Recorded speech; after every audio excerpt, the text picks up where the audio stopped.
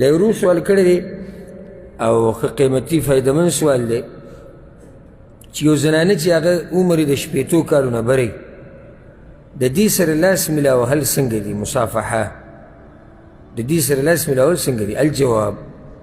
په شریعت کې نه دي جایز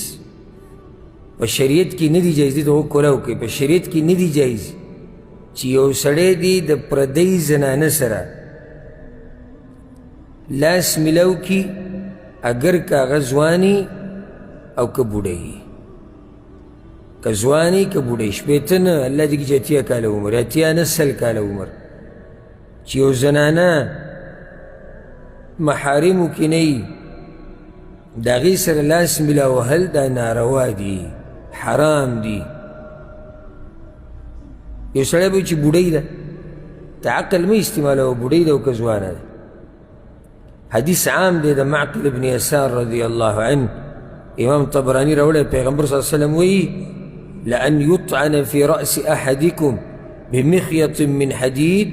خير له من أن يمس امرأة لا تحل له که تاسو کې د یو سړي سر له وسپنه راواچولی شي که نه وسپنه نو دا وله ښه ده د دې نه چې دی داسې زنانه سره لاس میلاو کړي چې هغه د دپاره نه یې حلاله نه یې جایز یعنې د دې نه وله دغه د وسپنې دا ګزار ښه دی نو دا حدیث عام دی من ان یمس امرأه ښځه او ښځه هغه که عمر ډېر دی او که عمر یې کم دی